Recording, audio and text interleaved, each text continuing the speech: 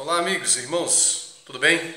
Hoje então, dia de eleição, dia 28 de outubro de 2018, né, dia de civilmente chamado a mudar a história do Brasil.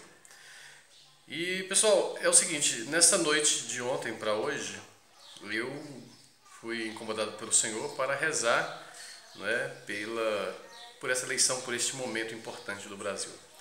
Então, aproximadamente às 3 e pouco da manhã, eu me levantei e me pus a fazer as minhas orações, entregando tudo nas mãos de Deus.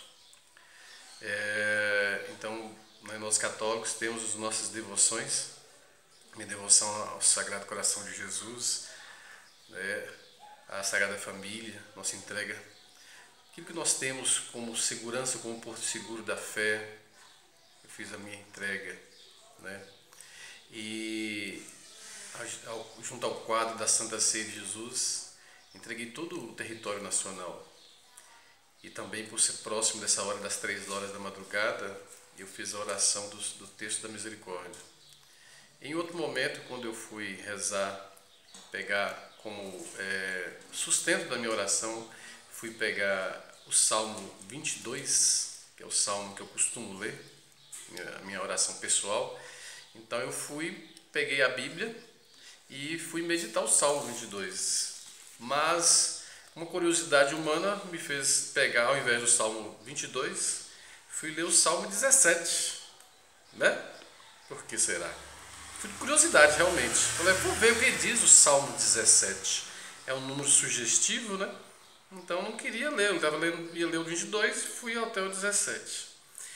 E para agradável surpresa, essa madrugada, às 3 e meia para 4 horas da manhã, eu já leio o título do Salmo, que diz assim: Agradecimentos do Rei Vencedor, né?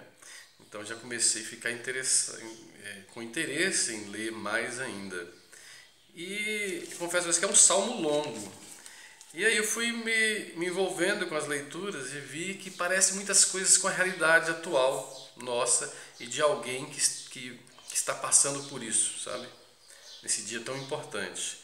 Eu vou ler aqui alguns pontos, né, alguns versículos dos Salmos, deste Salmo, alguns versículos. Versículo 4 diz assim: Invoco o Senhor, digno de louvor, e fico livre dos meus inimigos. Circundavam-me os vagalhões da morte, né? Então eu digo que esse salmo se parece muito com a vida. Esse salmo conta a história da vida de Davi, que ele esteve próximo de ser assassinado, próximo da morte, né? Um homem esteve próximo da morte e se tornou vitorioso. Será que não temos nada próximo disso, né?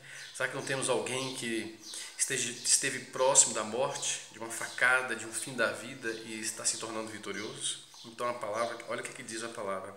No versículo 6 diz assim: A própria morte me prendia em suas redes. Uma pessoa que estava próximo da morte. Lá no versículo 14: Do céu trovejou o Senhor, o Altíssimo fez ressoar sua voz, lançou setas e dispersou os inimigos. Não é essa que temos nesses dias, o crescimento grande deste homem que saiu da morte e todo o povo está, né? Todo o povo de bem está apoiando ele, este homem do Brasil, né? Não é este homem que fugiu da morte, que Deus o livrou da morte, e hoje tem muitas pessoas ao lado dele, né? E os inimigos todos sendo dispersos, graças a Deus. No versículo 17: Do alto estendeu a sua mão e me pegou e retirou-me das águas profundas. É o salmista retornando: Livrou-me de inimigo poderoso, dos meus adversários mais fortes do que eu. Investiram contra mim no dia de meu infortúnio, mas o Senhor foi o meu arrimo. Pôs-me a salvo e livrou-me, porque me ama. Não é, pessoal? Olha que bonito, olha que não conta a história. Lá no Juiz de Fora tentaram matar e Deus o livrou da morte, né? Olha aqui que o versículo 24 diz: Ando irrepreensivelmente diante dele, diante de Deus. Não acharam nenhum caso de corrupção neste homem. Ele anda politicamente irrepreensível. Pulando aqui para o versículo 35. Adestra as minhas mãos para o combate e meus braços para o tiro de arco. Então já é o momento que Deus está preparando o homem para ser vitorioso. Tirou da morte, está caminhando para a vitória. E Deus está adestrando ele para o combate, o bom combate, porque necessita isso. Deus resgata o homem da morte e faz dele vitorioso, mas vira um homem combatente. E é o que nós estamos vendo. Ele passou pela fraqueza, perdeu sangue, né? Perdeu quilos, perdeu peso e hoje está tomando sua força novamente. Versículo 44. Vós me livrais das revoltas do povo e me colocais à frente das nações. Este homem que nós estamos votando hoje ficará à frente do Brasil e ele estará também reunido com diversas nações e ele dará o recado para as nações. É o que diz aqui o Salmo, a profecia do Salmo. Aquele que é resgatado estará acima, estará à frente. E olha o versículo 45, diz: gente estranha me serve abnegadamente. Não é? Não temos visto isso? Mesmo antes de ser eleito, a nação toda está do lado dele. Ele pede algo e a nação já está realmente cumprindo, fazendo.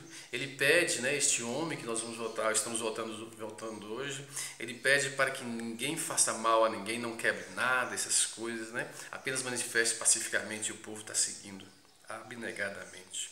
Versículo 50.